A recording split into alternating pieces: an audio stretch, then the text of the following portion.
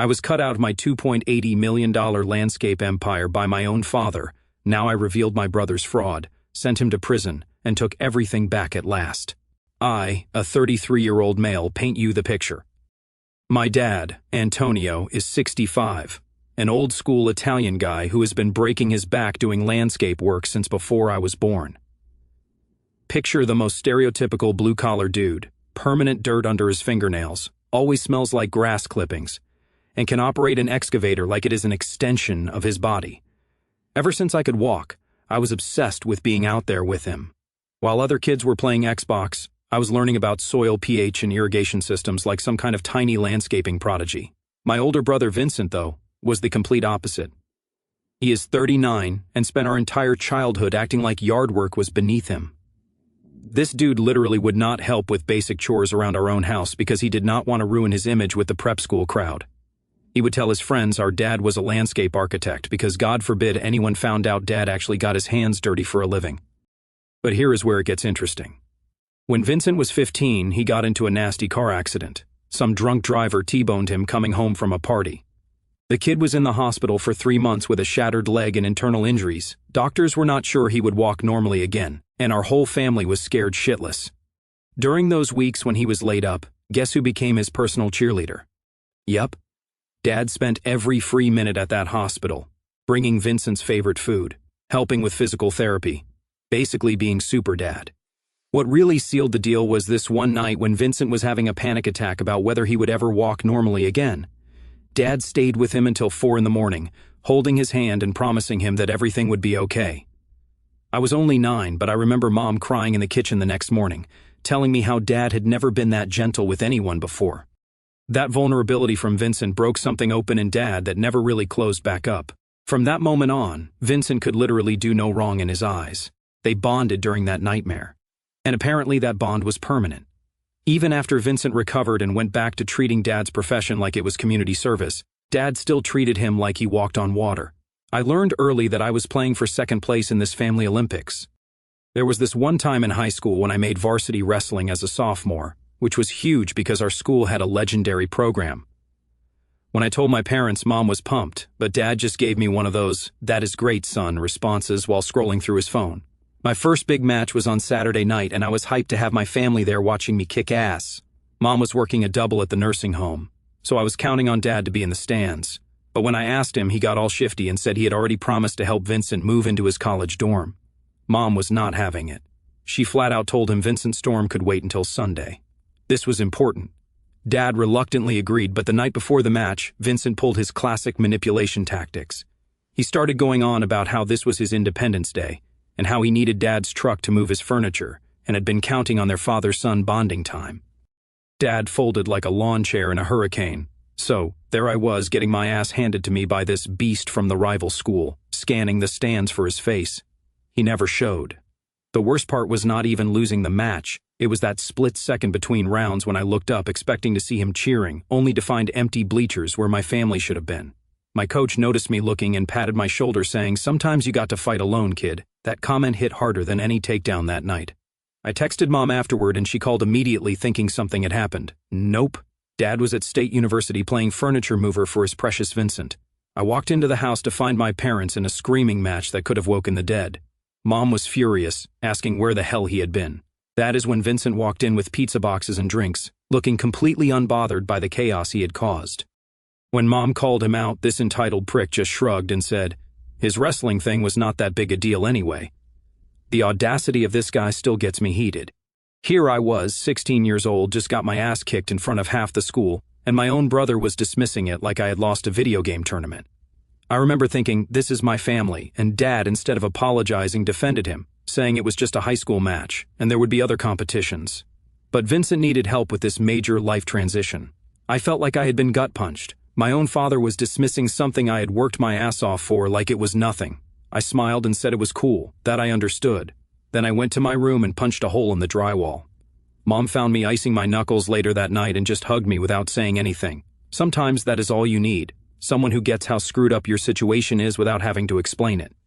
This pattern continued for years. Dad would make half-hearted attempts to treat us equally after Mom ripped him a new one, but he always slid back into Team Vincent mode. After high school, I went to community college for landscape design and horticulture, while Vincent went off to his fancy 4-year university. When I graduated, I came home and started working with Dad in the business. I was 23, full of energy and big ideas, ready to help him turn his little operation into something that actually mattered. When I started, Dad had 3 guys with beat-up trucks doing basic lawn maintenance for maybe 40 customers. But I had vision. I got us certified for commercial irrigation, started bidding on municipal contracts, and reached out to property management companies and high-end residential developers. Here is where I need to introduce you to 2 guys who became crucial to this whole story. First is Big Mike Torino. This 6'4" beast of a foreman who had been working for Dad since I was in middle school. Mike was the kind of guy who could install a complex irrigation system with his eyes closed and was not afraid to tell clients exactly what they needed to hear, even if it hurt their feelings. He became like a second father to me, teaching me everything about heavy equipment operation and how to manage crews. He had this way of cutting through the nonsense that I have never seen before or since. When clients tried to change scope mid-project or contractors tried to lowball us, Mike would look them dead in the eye and say, "That is not how this works, Chief." Second is Danny Castellano, this crazy smart engineer who left his corporate job to start doing landscape design. We met when he contracted us for a job, but ended up becoming business partners when I convinced Dad to bring him on full-time. Danny could design outdoor spaces that looked like they belonged in magazines. Within 2 years of me joining, we had quintupled our client base and started landing contracts that Dad never would have dreamed of bidding on. I will never forget our first major commercial win, a $180,000 complete landscape renovation for the Meridian Business Park. Dad thought I was insane for bidding that high, but I knew our work was worth it. When we finished that project, 2 weeks early and $15,000 under budget, the property manager called it the most professional operation he had ever worked with. That contract led to 5 more properties in their portfolio. Over the next decade, I poured my heart and soul into transforming Dad's little lawn service into a legitimate landscape empire. We went from $120,000 in annual revenue to just shy of $1,800,000 last year. We employ 35 people now, run a fleet of 18 trucks, and have contracts with half the office parks in the county. Our residential division does complete outdoor renovations that cost more than most people's cars. While Dad still loved getting his hands dirty on the smaller residential jobs, I handled literally everything else. Bidding commercial contracts, managing crews, handling permits and inspections, marketing, finances, equipment maintenance. I was pulling 70-hour weeks split between job sites and our office. This business became my life's work, my entire future. The crazy part was watching how other contractors started treating us differently. At industry meetups, guys who used to ignore Dad would come up wanting to know our secret. Our equipment stayed running longer, our crews showed up consistently, and our client retention rate was over 90%. I implemented systems for everything: maintenance schedules, quality control checklists, customer follow-up protocols, stuff that seemed obvious to me, but apparently was not standard practice in our industry. But here is what I did not know at the time. Vincent was playing a whole different game. Every few months he would swing by the office during his visits home, always making a big show of being impressed with what I had accomplished. "Enzo, this is incredible," he would tell me in front of Dad. "You have really grown this business into something special. Dad is lucky to have someone so dedicated." But what I found out later was that he pulled Dad aside afterward for these private conversations. Mom eventually told me about overhearing one of them during a family barbecue. "Enzo is doing great work," Vincent had said. "But honestly, Dad, I am worried about his leadership potential. He is a fantastic worker, but running a business requires strategic thinking, not just technical skills. When you are ready to step back, you need someone with real management experience." The guy was playing both sides, stroking my ego to my face while systematically undermining my credibility behind closed doors. What made it even more infuriating was how he would throw around corporate buzzwords like synergy and optimization without understanding what the heck they meant in a landscaping context. This dude thought managing spreadsheets was the same as managing crews of guys working in 95 degrees heat with heavy machinery. He had no idea that half our success came from relationships built over years of showing up when we said we would and fixing problems before they became disasters. Big Mike always had my back and would constantly tell people that I was the brains behind the operation. "Antonio built a lawn service," he would say, "but Enzo built a freaking empire. Danny would design these incredible landscapes, but he always made sure clients knew I was the guy who made it all happen. But here is the thing about building something beautiful. There is always someone waiting in the wings to take it away from you." Last year, everything started going to hell when Dad filed for divorce from Mom. They have been arguing more lately, mostly about money and Dad's increasing obsession with living while he is young, and their marriage finally hit the breaking point. It sucked for the family, but honestly, I saw it coming from a mile away. What I did not see coming was how quickly Dad jumped into the dating scene like some kind of middle-aged predator. We are talking about a 65-year-old dude suddenly acting like he is some kind of landscaping mogul playboy dating women young enough to be his daughters. Each new girlfriend was more interested in his newfound wealth than anything resembling a real relationship. The transformation was honestly embarrassing to watch. Dad started buying designer clothes, got his teeth whitened, even bought a freaking Corvette like he was having some kind of crisis. Big Mike started making jokes about it. "Your old man is having a midlife crisis at 65, he would say while we were loading equipment. That is not midlife, that is end-life crisis. Even Danny noticed the change, mentioning how Dad was showing up to job sites in brand new clothes and talking about upgrading his lifestyle. What really pissed me off was watching him throw away 35 years of marriage for this fantasy. Mom had worked her ass off supporting his dreams when he was just some guy with a pickup truck and a lawnmower. She had handled the books, answered phones at all hours, even helped with payroll during tight months. And now that the business was successful, he was tossing her aside like she had been holding him back the whole time. 5 months ago, Dad called both Vincent and me for what he said was an important family meeting. We met at his new condo, this pretentious glass and steel place that looked like it belonged in a magazine for douchebags with more money than sense. The atmosphere was tense from the moment we walked in. Dad cleared his throat and dropped the first bomb. "I have something important to tell you both. Stephanie and I got married last weekend. Vincent and I just stared at each other like we had been slapped." Stephanie was his latest conquest, a 29-year-old former fitness influencer who had been working her magic on Dad for the past 6 months. "With all this, you deserve to enjoy your success, and life is too short to settle," he said.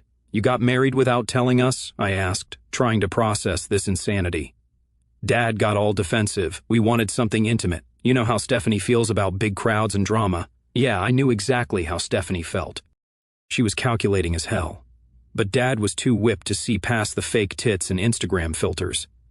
The woman had never worked a real job in her life, spent most of her time posting workout videos and selling protein powder to desperate housewives. But she had figured out that lonely divorced guys with money were easy targets.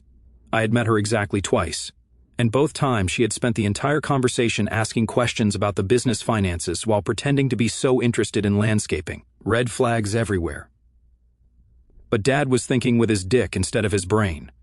But that was not even the worst part of his announcement. "I have also been thinking about succession planning for the business," Dad continued, his tone getting all serious and businesslike. My heart started pounding. After 10 years of building this company together, this was the moment I had been waiting for. I expected him to discuss making me a full partner. Maybe even transitioning ownership to me, since I was obviously running the show anyway. Instead, he delivered the blow that changed everything. "Enzo, I have decided that since you are not married and do not have children, you will not be inheriting the business. I am giving it entirely to Vincent." I could not breathe. Big Mike always joked that I would have a heart attack from stress someday, but I never thought it would be from my own father destroying my life. "What the hell?" I managed to whisper. "Vincent has a family," Dad continued. "His wife, Jennifer, and their 3 kids. They need the financial security. Plus, he can take the business to new heights with his corporate management background."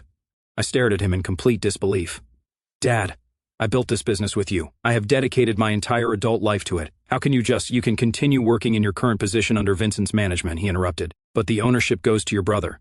That is final. No discussion, no consideration for everything I had sacrificed. No acknowledgement that I had literally built the systems and relationships that made the business valuable. Just a dismissal that felt colder than anything he had ever said to me." I turned to Vincent, desperately hoping he would speak up for me, show some brotherly loyalty. Instead, this guy sat there with this smug little smile like he had been waiting his whole life for this moment. "Hey Enzo," he said with fake concern. "I know this is a lot to process, but I think we can make this work really well.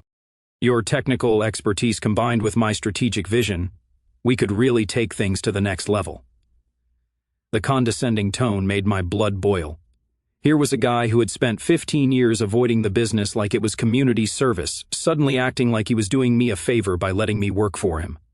"This is complete bullshit," I said, my voice cracking. "I have given everything to this business. What about my future, my dreams?" Dad's response was cold as ice. "Life is not fair, Enzo. Family comes first, and Vincent has a family to provide for." Vincent leaned forward with this fake sympathetic expression. "Look, brother, I know you are emotional right now, but you have got to understand running a business is not just about being good at the work. It is about strategy, finance, and long-term planning. Dad needs someone with proven management experience. This coming from a guy whose idea of long-term planning was deciding what to order for lunch. I wanted to ask him to name 3 pieces of equipment we owned or explain how irrigation zones worked, but I knew it would be pointless. Dad had already made up his mind, probably with plenty of input from his new wife, who saw dollar signs every time she looked at our financial statements. This was not just about the business. It was about a lifetime of being second choice, of having my work minimized, of never being the favorite son, no matter what I accomplished. Fine, I said quietly, standing up from the table. If that is how you want to play this. I walked out of that pretentious condo, knowing I would never be back. As I got to my truck, I could hear Vincent through the open window saying something about helping Enzo adjust to the new structure, like I was some kind of problem employee instead of the guy who had built everything he was about to inherit. The drive home was a blur of rage and betrayal. 10 years of my life wasted. 10 years of building something incredible, only to have it handed to my lazy-ass brother because he managed to knock up his college girlfriend. That night, I called Mom and told her everything. She was as shocked as I was. I never thought he would do something this cruel, she said, her voice shaking with anger, to give the entire business to Vincent instead of splitting it fairly between you two. It is unconscionable. I would have been fine with a 60-40 split, I told her through gritted teeth, or even 70-30 in his favor. But to cut me out completely after everything I have done. Mom was quiet for a long moment, then her voice became stronger, more determined. You know what? Maybe this is a blessing in disguise. You have got 10 years of experience, incredible skills, and every contractor in the county respects you. Why do not you start your own business? Half those clients would probably follow you anyway. Her words lit a fire in me. If Dad thought he could just toss me aside like yesterday's grass clippings, he was about to learn how wrong he was. Over the past decade, I had been smart with my money. I had saved over $125,000, living in a modest apartment and driving a 10-year-old truck while reinvesting everything back into equipment and certifications. It was more than enough to start my own operation. The next morning, I started making calls. The first person I called was Big Mike. Mike, I need to talk to you. Can you meet me for coffee? When I told him what happened, this 6'4" beast of a man looked like he wanted to put his fist through the wall. Those bastards, he growled, after everything you have done for that business. You know what, Enzo? I am done with them. If you are starting your own company, I am coming with you. The next call was to Danny. His reaction was even stronger. Are you freaking kidding me? He exploded. Vincent could not design a flower bed if his life depended on it. That business is going to crash and burn without you running it. Danny, I am starting my own company. You in? Hell yes, I am in. When do we start? Then I started reaching out to our biggest clients, the property management companies, the municipal contracts, the high-end residential customers I had personally brought in over the years. I explained the situation honestly. Dad was passing the business to my brother and I was starting my own company. The response was overwhelming. Client after client expressed their loyalty to me personally. They had worked with me for years, trusted my crews, knew I delivered on time and under budget. Most of them had never even dealt with Vincent. We work with you, not your father, said Tom Richardson, the facilities manager for the biggest office complex in town. If you are starting your own business, we are following you. Vincent is a nice enough guy, but he does not know anything about landscape management. The most satisfying call was with Patricia Wells from Grandview Properties. She managed 8 commercial properties that generated about $340,000 in annual revenue for us. When I explained the situation, she was genuinely pissed off on my behalf. That is absolutely ridiculous, she said. You have been our primary contact for 4 years. You, young man, know every inch of our properties. You respond to emergencies at all hours, and your crews are the most professional we have ever worked with. Of course, we are coming with you. Within a week, I had commitments from 70% of our commercial client base. These were not just customers. They were relationships I had built through years of showing up early, staying late, and making sure their properties looked perfect. Word spread like wildfire through our industry. Several of our best crew leaders approached me privately, expressing interest in jumping ship. They had seen what was coming. With Vincent in charge and me gone, the business would struggle hard. 2 weeks later, I submitted my resignation letter to Dad. The conversation was nuclear. You cannot just abandon the business now, he screamed over the phone. We have contracts to fulfill, equipment, payments, payroll. I'm giving you the standard 2 weeks notice, I said calmly. That is more than you gave me when you decided to hand over my life's work to someone who has never operated a piece of equipment or managed a crew. This is sabotage, Vincent chimed in from the background. Apparently they were tag-teaming this call. "This is capitalism," I replied. "Good luck figuring out how irrigation systems work." The desperation in their voices was almost satisfying. Part of me still felt bad for Dad. But he had made his choice. Now he would have to live with the consequences. Big Mike put in his notice the same day. So did Danny. So did 4 of our best crew leaders and 8 other employees. The exodus was swift and devastating. Starting Torino Landscape Solutions, I named it after Big Mike, because the man deserved the recognition. It was simultaneously the scariest and most satisfying thing I had ever done. We found a perfect shop space in an industrial complex, bigger than Dad's place, better location, room for all the equipment we would need. Big Mike helped me negotiate deals on used equipment from guys we had worked with over the years. Danny designed our office space and created a portfolio that looked more professional than anything Dad's operation had ever produced. The clients who had committed to following us were true to their word. Within a month, we had enough contracts signed to keep us busy for 6 months straight. My phone was ringing constantly with new inquiries. Meanwhile, I heard through the grapevine that Dad's business was imploding. Vincent had moved back from his suburban paradise expecting to walk into a smoothly running operation. But this dude knew nothing about equipment maintenance, nothing about managing crews, nothing about the relationships that kept commercial clients happy. I heard from Luis Mendoza, one of our suppliers, that Vincent had called him in a panic because 2 mowers had broken down in the same week. Apparently, Vincent did not know that equipment needed regular maintenance beyond just putting gas in it. He asked me if we could loan him a crew until he hired new guys, Luis told me while laughing. I told him that is not how equipment suppliers work. He seemed genuinely confused about the difference between buying equipment and renting crews. What I did not expect was how quickly Vincent would start trying to improve the business through some creative accounting practices. About 2 months after I left, Maria Gonzalez, our former office manager who had stayed with Dad out of loyalty, called me up one evening. She sounded stressed as hell. "Enzo, I need to talk to someone about what is going on at the shop. Can we meet for coffee?" I do not feel comfortable talking about this on the phone. The next day, Maria looked exhausted when we met at a little diner downtown. She had been Dad's office manager for 6 years, handling invoices, payroll, and client communications. She knew the business inside and out. "Vincent is doing some things that do not seem right," she said quietly, looking around to make sure no one was listening. "He has been marking up invoices way beyond our usual rates, telling clients it is for premium management services or strategic oversight fees." My stomach dropped. How much are we talking about? He added a 30% markup to the Patterson office complex job. That is an extra $15,000 on a $50,000 contract. When I asked him about it, he said it was standard practice for executive management oversight. What else? Maria pulled out a manila folder. "He has been creating invoices for consulting services from something called Strategic Landscape Solutions LLC. I looked it up. It is registered to his home address. $2,500 a month for operational consulting. This guy was literally paying himself fake consulting fees out of the business account. There is more," Maria continued. "He has been using the company credit card for personal stuff, expensive dinners, his kids' private school tuition, even a family vacation to Disney World. When I questioned it, he said it was client entertainment and strategic planning retreats. I was furious but tried to stay calm. "Maria, why are you telling me this?" "Because I care about your dad, and this is going to destroy everything he built. Vincent does not know I kept copies of everything, but I did. I have got invoices, credit card statements, bank transfers, all of it." She slid the folder across the table. "I cannot stay there much longer. My conscience will not let me be part of this. But I thought you should know what is happening to the business you helped build." I drove home with Maria's folder, burning a hole in my passenger seat. Part of me wanted to march straight to Dad's office and shove the evidence in his face, but Big Mike had taught me something valuable over the years.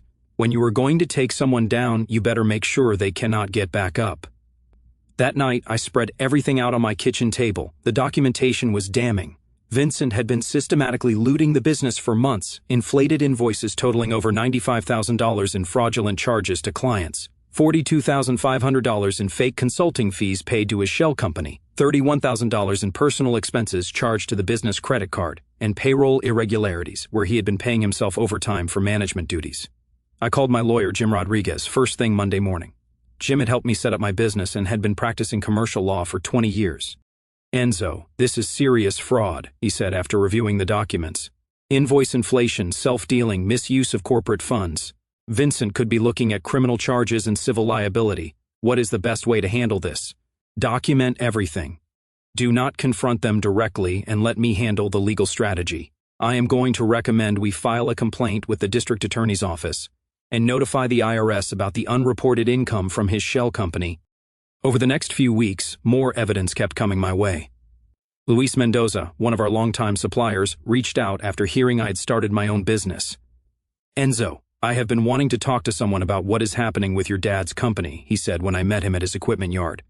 "Vincent has been demanding cash kickbacks on our invoices. Says it is standard practice for preferred vendor status." "How much?" 10% of every invoice. Last month alone, that was $3,000. I have been paying it because I need the business, but it is killing my margins. And honestly, it feels dirty as hell. Luis had been supplying parts and equipment to Dad's business for 8 years. He was as honest as they come. The kind of guy who would drive 50 miles to deliver an emergency part on a weekend. "I have got receipts for all the cash payments," Luis continued, "and I recorded our last conversation where he threatened to cancel our contracts if I did not keep paying. More documentation for the growing file." The most damaging evidence came from Sarah Kim, an account manager at Westfield Properties, one of our biggest commercial clients that had stayed with Dad's company. "We need to discuss your father's billing practices," she said when she called my office. "We have been getting invoices that do not match the work being performed." I agreed to meet with her knowing this could be the smoking gun. "We contracted for basic landscape maintenance on our office parks," Sarah explained, showing me recent invoices, "but we were being charged for executive site inspections, strategic vegetation analysis, and premium quality assurance services." Vincent told our facilities manager these were industry standard charges. The invoices were 40% higher than what Dad had historically charged for the same services. Vincent was essentially stealing from clients by making up bogus charges and hoping they would not question it. "Sarah, were you satisfied with the quality of work under these new charges?" She laughed bitterly. "The work has been terrible. Half the crews do not show up on time. The equipment breaks down constantly, and nobody seems to know what they are doing. We are paying premium prices for amateur service. Would you be willing to file a formal complaint if needed?" "Absolutely. We are already considering canceling our contracts. The only reason we have not is out of respect for your father." Meanwhile, my business was absolutely crushing it. We had grown to 28 employees, had a 6-month backlog of work, and clients were referring new customers faster than we could handle them. Danny's designs were getting featured in industry publications, and we had won 3 major municipal contracts. The contrast with Dad's operation was stark. Word on the street was that they were hemorrhaging clients, crews were quitting regularly, and equipment was breaking down because Vincent had no idea how to maintain it properly. But what Vincent did not know was that his days were numbered. In November, Jim Rodriguez filed our formal complaint with the district attorney's office. The documentation was so extensive and well organized that they opened an investigation immediately. 2 weeks later, the IRS received an anonymous tip about unreported income and fraudulent business expenses. Funny how that works. The final nail in the coffin came when Maria called me in early December. "Enzo, I just gave my 2 weeks' notice," she said. "But I wanted to let you know Vincent asked me to delete all the financial records from before July when he took over. He said they were cluttering up the system and not relevant to future operations. Did you do it?" "Hell no. I told him I would need written authorization from your father and he got really nervous. Vincent was trying to destroy evidence. The desperation was showing. Maria, one more favor. Can you make copies of any recent records before you leave?" "Already done. I have got everything through last week backed up on a flash drive. This is the last thing I can do for your dad. Maybe when this all comes out, he will realize what Vincent really is." Christmas came and went. I spent it with my girlfriend Sarah and her family, finally feeling like I had a real future to look forward to. My business was thriving. I was planning to propose in the spring. And for the first time in years, I was not thinking about Dad's company every damn day. That changed on January 15th when Jim Rodriguez called with news. "Enzo, the DA's office executed search warrants on your father's business and Vincent's home this morning. They seized computers, financial records, and bank statements. Vincent was arrested on charges of wire fraud, embezzlement, and filing false tax returns. After months of waiting, the hammer had finally dropped. What about my dad? As far as we know, he is not being charged. The evidence suggests Vincent acted alone and concealed his activities from your father, but the business is definitely going to face civil penalties and client lawsuits." The local news picked up the story that evening. "Local business owner arrested for fraud" was the headline, with a mugshot of Vincent looking like he had aged 10 years overnight. The article laid out the basic facts: systematic invoice fraud, embezzlement of company funds, and tax evasion totaling over $275,000. The reporter mentioned that several clients were considering civil suits to recover overcharged fees. My phone started ringing with calls from industry people who had heard the news. Most were shocked, but a few longtime contractors said they had suspected something was off when Vincent took over. 2 days later, Dad called me. His voice sounded broken.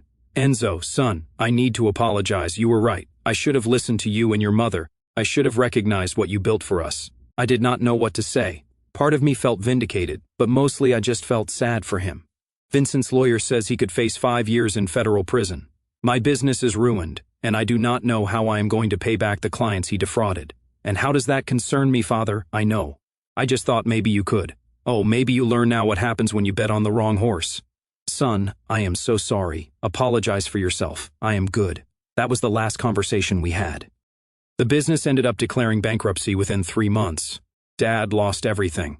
The shop, the equipment, even his house had to be sold to cover legal fees and civil settlements.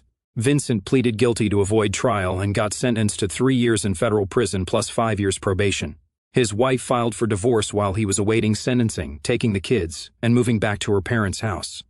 The judge ordered him to pay $275,000 in restitution, but since he spent most of what he stole, that money is never getting recovered. Today, Torino Landscape Solutions employs 55 people and generates over $2,800,000 in annual revenue. We have expanded into commercial snow removal and have clients in 3 counties. I proposed to Sarah in March and she said yes. We are planning a wedding for next fall and talking about starting a family. I smile when I think about teaching my future kids about the value of building something with your own hands. Dad ended up taking a job with one of our competitors, just a crew leader position, but at least he is working. Stephanie divorced him the minute his money dried up, which surprised absolutely no one. The most satisfying part was not Vincent's downfall. It was seeing justice served and knowing that the clients he defrauded got some measure of accountability. Several of them ended up becoming clients of mine, telling me they respected how I handled the whole situation professionally. Big Mike always says it best. Your dad taught you the trade, but life taught you the business. Now you are teaching both to everyone else. Sometimes I wonder what would have happened if Dad had just treated me fairly from the beginning. But then I look around at the business I have built and the life I have created and I realize their betrayal was actually the greatest gift they could have given me. Sometimes the best revenge is not getting even. It is just being better than them at everything they thought they could take away from you.